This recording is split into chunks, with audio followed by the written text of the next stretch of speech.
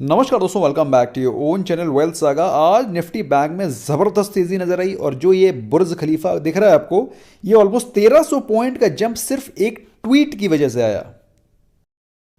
उस ट्वीट की भी एनालिसिस करेंगे, उस ट्वीट से होने वाले बेनिफिट्स, किन सेक्टर्स में किस स्टॉक में बेनिफिट होने वाला है उसके बारे में बातचीत करेंगे। बहुत ही इंपॉर्टेंट वीडियो है। वीडियो को देखो, समझो और उसके बाद अपना डिसीजन फर्म करो। तो दोस्तों, वो जो निफ्टी बैंक का जो बुर्ज खलीफा था वो सिर्फ इस ट्वीट की वजह से आया है, जो कि आया था आज 24 February 2021। बड़े ही टैक्टिकल टाइम पे आया। 4 PM पे जब मार्केट खुली हुई थी। जनरली 3:30 पे मार्केट क्लोज हो जाती है, लेकिन 4 o'clock पे मार्केट खुली हुई थी और उस समय ये ट्वीट आया। बहुत ही शानदार है दोस्तों। आपको इस टैक्टिक्स के बारे में क्या कहना है मुझे कमेंट सेक्शन में डेफिनेटली बताना।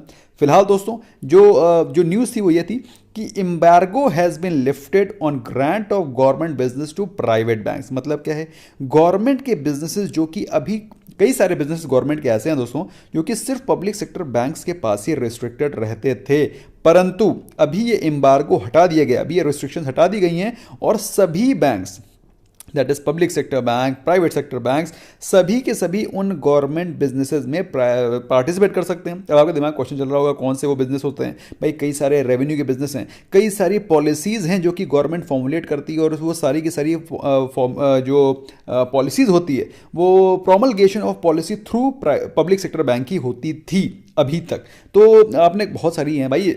अरे, जो आईएएस की तैयारी कर रहा हो या फिर जो वो बुक आती है ना, योजना योजना मैगजीन आती है, उसको पढ़ो तो आपको पता चलेगा कि गवर्नमेंट ने कितनी पॉलिसीज निकाल रखी हैं। एक बहुत बड़ा हरक्यूलियन टास्क है बेचारे आईएएस के जो तैयारी कर रहे हैं, यूपीएससी की तैयारी कर रहे हैं उनके लिए। तो उसमें कितनी सारी पॉलिसीज हैं जो कि सिर्फ पब्लिक सेक्टर बैंक्स के थ्रू ही गवर्नमेंट प्रोमलगेट करती है। लेकिन अब सारी के सारी वो बिजनेसेस अब प्राइवेट सेक्टर बैंक्स भी हैंडल कर पाएंगे, जिससे क्या होगा, जिससे कि बेहतर इनिशिएटिव मिलेगा और कस्टमर कन्वीनियंस बेहतर होगी। काफ़ी सारे कस्टमर्स हैं जो कि पब्लिक सेक्टर बैंक्स में अपने अकाउंट्स को रखते ही नहीं है, प्राइवेट सेक्टर बैंक में रखते हैं। तो उनकी जो गवर्नमेंट की इनिशिएटिव है उनकी रीच भी रिस्ट्रिक्ट हो जाती है। अरे भाई, अगर आपका काफ़ी सारे कस्टमर्स हैं जो कि अभी प्राइवेट सेक्टर बैंक को यूज़ कर रहे हैं और गवर्नमेंट अपनी पॉलिसीज़ को सिर्फ पब्लिक सेक्टर बैंक तक रिस्ट्रिक्ट करेगी, तो अल्टीमेटली जो गवर्नमेंट के इनिशिएटिव हैं वो भी तो हैम्पर हो रहे हैं। सो अल्टीमेटली इससे बेनिफिट पूरे के पूरे इकोसिस्टम को है। गवर्नमेंट को बेनिफिट ये है कि उसकी जो पॉलिसीज हैं वो मल्टी फोल्ड प्रोमलगेशन मिलेगा उनको। अभी रिस्ट्रिक्टेड थे कि पब्लिक सेक्टर बैंक ही करेंगे, अब प्राइवेट सेक्टर बैंक भी कर पाएंगे। तो जो गवर्नमेंट की पॉलिसीज हैं वो बेहतर रीच पहुंच करके मैक्सिमम लोगों तक पहुंच पाएंगी। इसके अलावा अगर बात करें प्राइवेट सेक्टर के इंफ्रास्ट्रक्चर की, तो प्राइवेट सेक्टर का इंफ्रास्ट्रक्चर, मानो चाहे ना मानो, गवर्नमेंट सेक्टर के इंफ्रास्ट्रक्चर से कहीं ज़्यादा बेहतर है। उनकी टेक्नोलॉजी, उनकी रीच, उनकी कस्टमर सेटिस्फैक्शन। तो ऐसे में अगर कस्टमर सेटिस्फैक्शन बेहतर प्राइवेट सेक्टर बैंक में मिल रहा है, तो क्यों ना गवर्नमेंट अपनी अपनी इनिशिएटिव्स को उनके थ्रू भी लोगों के पास पहुंचाए।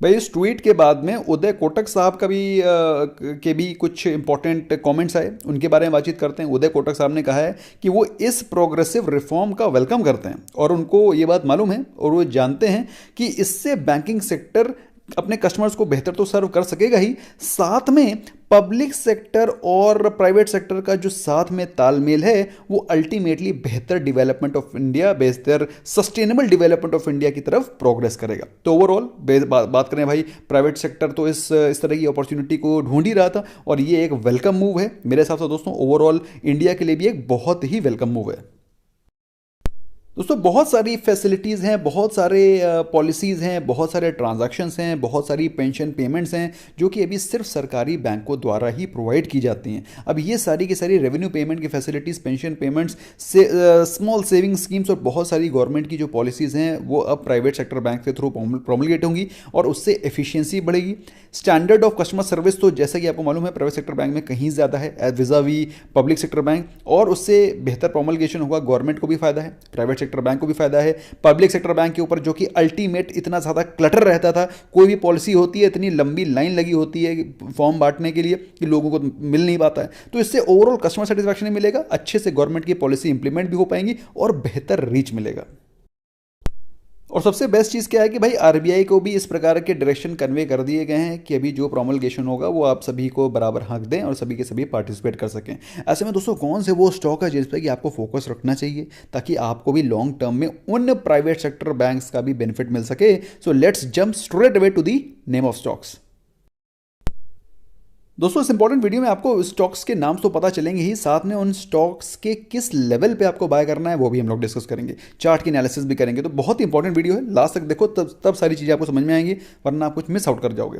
दोस्तों आईसीआईसीआई बैंक आज इस न्यूज़ के बाद 4% भागा, 4%, विच क्लियरली डिमॉन्स्ट्रेट्स कि इस स्टॉक में कितना ज़्यादा बेनिफिट आने वाला है इस न्यूज़ के बाद, इस मूव के बाद। अच्छा हम लोग बात करें इस कंपनी की प्रेजेंस की, तो 4,43,000 करीब 4.5 करोड़ की मार्केट कैप वाली कंपनी है। बम्पर परफॉर्मेंस रही है। अगर बात करें इसके वैल्यूएशन की, तो इंडस्ट्री की price to earning ratio is close to 38 और अभी आपको ये 34-30, अगर कॉन्सोलिडेटेड बात करें तो दोस्तों 30 के प्राइस टू अर्निंग रेशियो पे मिल रहा है, तो अभी भी इंडस्ट्री के प्राइस टू अर्निंग रेशियो से सस्ता है। मेरी बात समझ में आ रही है आपको? ऑल्दो ये काफ़ी ज़्यादा चर्चे में रहता है, कभी कुछ कभी कुछ कभी कुछ, बट अल्टीमेटली दोस्तों ये वो स्टॉक है जिसको कि हर एक डिप पे आपको एक्यूमुलेट करना चाहिए। मैंने आपको लॉकडाउन के समय भी इस स्टॉक को खरीदने को बोला था, तब ये डरोना स्टॉक्स की पार्ट ऑफ बैंकिंग स्टॉक्स की लिस्ट में था। आई एम श्योर आपने इसको एक्यूमुलेट किया होगा। दोस्तों ऐसा नहीं है ये स्टॉक सिर्फ आज ही भागा है। अगर इसके एक महीने के परफॉर्मेंस के बारे में बात करें तो स्टॉक हैज़ रिजन ऑलमोस्ट 20% और अभी ये स्टॉक आपको करेक्शन पे मिल रहा है। अगर बात करें इसके हाई की, तो 674 का इसने हाई लगाया है इसी महीने। अगर बात करें इसके 1 साल के और 3 साल के परफॉर्मेंस की, कोविड के समय ये स्टॉक अंडर 300 के लेवल पे चला गया था। 300 के लेवल से वहां से उसने रिकवरी दिखाई है, प्रेजेंटली 674 के लेवल को टच किया है। तो आप समझ सकते हैं जिसने इस प्राइस पे बाय किया है उसके लिए ऑलरेडी 100% के रिटर्न दे चुका है। लेकिन हम लोग उसकी बात ही नहीं कर रहे हैं, हम लोग बात कर रहे हैं, मान लो आपने अगर प्री कोविड भी खरीदा था, कोविड से पहले खरीद रखा था, तो भी आपको स्टॉक में इन्वेस्टमेंट अगर आपने किया है तो आपको 21% के रिटर्न दे रहा है 1 साल के अंदर।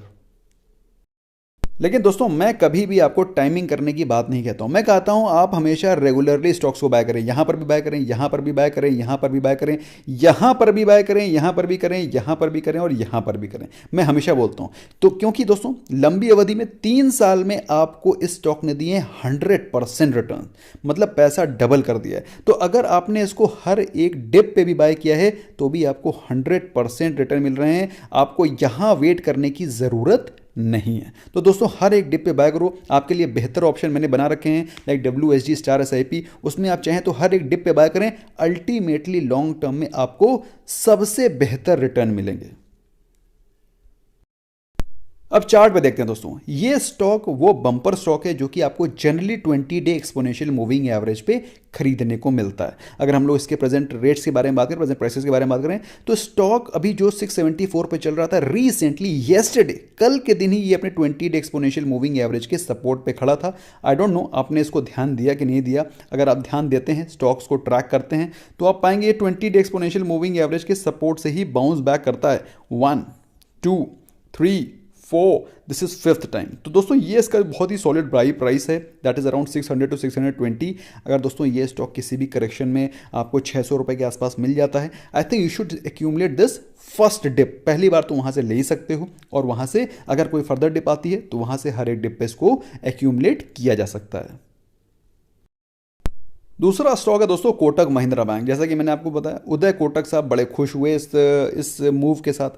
3,78,000, 3,78,000 करोड़ की मार्केट कैप की कंपनी है, प्राइवेट सेक्टर बैंक है, दिग्गज है, अपने सेक्टर का वन ऑफ द लीडर्स है। अगर बात करें इसके प्राइस टू अर्निंग रेशियो के वैल्यूएशन की, तो भाई प्राइस टू अर्निंग रेशियो में ये स्टॉक महंगा है, कोई डाउट नहीं है। लेकिन इसकी जो परफॉर्मेंस है वो भी मैं भी शो करूंगा। तो price to earning ratio is costlier. अगर आपको लगे कि वैल्यूएशन महंगी है, अगर बात करें इसके अर्निंग्स के हिसाब से, तो this stock is costly, but this stock is far better, क्योंकि इनकी asset quality is far better, इनकी retail presence is far better. तो मेरे हिसाब से दोस्तों अगर ये गवर्नमेंट की पॉलिसीज को डिसमिनेट करने में कोटक महिंद्रा बैंक अगर अंदर आता है, तो one of the major beneficiaries will be Kotak Mahindra bank. और बेस्ट न्यूज़ ये है कि आईसीआईसीआई बैंक के तरीके ये एक महीने में भागा नहीं हुआ है, this has not run up much. अगर सेक्टर के बारे में बात करें, सेक्टर 12% के आसपास रन अप कर चुका है, ये अभी मात्र 5% ही रन किया है। अगर हम लोग बात करेंगे इसके 1 साल के 3 साल के परफॉर्मेंस की, तो ये स्टॉक ने भी बहुत ही शानदार रिटर्न दिए हैं। दोस्तों कोविड के समय पे ये स्टॉक मिल रहा था मात्र 1,000 रुपये, 1,040, 1,045 रुपये के आसपास। अगर आपने वहाँ पे स्टॉक को बाय किया होता तो stock has given you 100% returns with in 1 year, 1 साल के अंदर। लेकिन दोस्तों मैं कभी भी आपको वेट करने के बारे में बात नहीं करता हूँ। हमेशा ब्लू चिप स्टॉक्स को हमेशा रेगुलरली बाय करें, हमेशा मंथली इन्वेस्टमेंट करें, उसमें एसआईपी के फॉर्म में इन्वेस्ट करें, या तो फिर हर एक डिप पे बाय करें। तो अगर आपने इस पे हर एक डिप पे भी बाय किया होता, हर जगह, यहाँ पर प्री कोविड भी, कोविड के बाद भी, उसके बाद भी बाय किया, और अभी भी अगर आप बाय करेंगे, तो पिछले 3 सालों में स्टॉक ने 77% के रिटर्न दिए। 77% इन 3 ईयर्स इज नॉट लेस। आपको एफडी में कितना मिलता है? 5%, 6%, प्रोविडेंट फंड में 8%। लेकिन दोस्तों कोटक महिंद्रा बैंक आपको 3 साल में दे रहा है 77% वूपिंग रिटर्न्स। अब दोस्तों आपके दिमाग में क्वेश्चन चल रहा होगा कि इसको किस प्राइस पे बाय किया जाए। तो जनरली ये स्टॉक आपको 100 डे एक्सपोनेंशियल मूविंग एवरेज के सपोर्ट पे मिल जाता है। इसके पहले ये अक्टूबर में आपको मिला था, उसके बाद अभी रिसेंटली जनवरी एंड में आपको 100 डे एक्सपोनेंशियल मूविंग एवरेज के आसपास मिला था। Otherwise 50 day exponential moving average पे तो रिसेंटली मिलता था, और अभी अभी आज ही जैसे इसने मूव किया है 1885 के प्राइस रेंज पे, दोस्तों ये स्टॉक आज भी खड़ा था। तो दोस्तों अगर आप लेना चाहते हैं, according to me you must buy the stock at 1900 and sub 1900 levels. अगर बाई चांस 1800 के नीचे स्टॉक गिर जाता है, या फिर बेगो पार्डन 1900 के नीचे 1800 के नीचे चला जाए, तो प्योर गोल्ड है। तो अगर आपको 1750 मिल जाता है तो भर भर के इसको उठाओ। और दोस्तों लॉन्ग टर्म के लिए स्टॉक आपको बम्पर रिटर्न देगा। According to me you must buy the stock for long term horizon from today onwards. Today तो मतलब आज तो आपने खरीदा नहीं होगा, अगर कल खरीदा था तो होल्ड करके रखो। And last but not the least is HDFC bank. भाई ये बाप है प्राइवेट सेक्टर इंडस्ट्री का। अगर आप बात करें इसके मार्केट कैप की, तो मार्केट कैप इज 8,85,000 करोड़, जो कि ऑलमोस्ट 9 लाख करोड़ की मार्केट कैप है। तो you can understand the kind of market share it has. अगर हम लोग बात करें इसके वैल्यूएशन की, तो आपको जान करके खुशी होगी कि इंडस्ट्री की प्राइस टू अर्निंग रेशियो से सस्ता स्टॉक है। इंडस्ट्री का लीडर, सबसे ज़्यादा बड़ी मार्केट कैप, अच्छी खासी, अगर प्राइवेट सेक्टर बैंक्स के बारे में बात करें तो ये डिविडेंड यील्ड भी अच्छी है। तो इतनी अच्छी डिविडेंड यील्ड भी देता है, मार्केट का लीडर है, और फिर भी सस्ते वैल्यूएशन में मिल रहा है, और क्या चाहिए। और रिटर्न्स में भी लीडर है। एक महीने में स्टॉक ने ऑलमोस्ट 11% के रिटर्न्स दिए हैं, जबकि सेंसेक्स के 4% के रिटर्न्स हैं, सेक्टर के 12-13% के रिटर्न हैं। लेकिन एक महीने में 12% रिटर्न्स, ऑलमोस्ट क्लोज टू 11% के रिटर्न्स, 11% प्लस के रिटर्न्स एक महीने में, कोई कम नहीं है। अगर आप इसको कोविड के समय पर, पीक ऑफ कोविड पे खरीदते, स्टॉक 750 रुपये में मिल रहा था, जिसपे कि मैंने बाय किया हुआ। मैंने खुद पर्सनली इसको 750, 760, 765 के आसपास बाय किया। तो 800 के नीचे हम लोग ने स्टॉक को बाय किया, और ऐसा नहीं है कि इसने सिर्फ एक झटका दिया, इसने बहुत टाइम स्पेंड किया था। 800 के नीचे the stock was trading at बहुत लंबे समय तक। तो दोस्तों अगर आपने उस समय इसको बाय किया होता तो आपको ऑलरेडी 100% के रिटर्न ये दे चुका है। लेकिन मैं तो आपको कभी डिप पे बॉटम आउट की बात ही नहीं करता हूँ। अगर आपने रेगुलर भी इन्वेस्ट करेंगे, यहाँ पर, इवन यहाँ पर, प्लस यहाँ पर, और अभी भी अगर आप इन्वेस्ट करेंगे, तो 3 साल में स्टॉक आपको 71% के सॉलिड रिटर्न्स देगा। मेरे हिसाब से दोस्तों it's a great stock to hold and accumulate for long term. अब बात आती है इसको किस प्राइस पे लेना है। तो दोस्तों हम लोगों ने recently, that is we means me and the diamond plus members and diamond members have bought this stock as a swing trade at 1540, 1540 पे हम लोगों ने परसों ये ट्रेड लिया था यहाँ पर, इस दिन यहाँ पर। और मैंने आपको ये बात इवनिंग रैप में बताई भी थी कि हम लोगों ने इस ट्रेड को लिया था, और उसके बाद ये गया, और उसके बाद वहीं पर वापस हो गया। और दोस्तों वहाँ से स्टॉक ने आज 1600 रुपये के, 1600 प्लस, 1600 प्लस के रिटर्न्स आपको दे दिए हैं। That is almost 5% returns with in third day, तीसरे दिन 5% के रिटर्न इसने ऑलरेडी दे दिए हैं। मेरे हिसाब से दोस्तों अगर ये स्टॉक आपको 1550 के आसपास मिलता है, या 1500 पे मिलता है, या फिर उसके नीचे मिलता है, you must accumulate it at each dip. Otherwise आपको कोई कंफ्यूजन है तो भाई सबसे बेस्ट तरीका क्या है, WSG स्टार SIP का लिंक मैंने डिस्क्रिप्शन में और पिन कमेंट में डाल रखा है। हर एक डिप पे बाय करो, या तो फिर उसमें मंथली SIP तो स्टार्ट कर ही दो, ताकि आपका हर एक डिप पे स्टॉक बाय होते रहेंगे, ब्लू चिप स्टॉक्स, और लंबे टर्म में आपको सोचने की टेंशन ही नहीं लेनी है। Bye bye for now.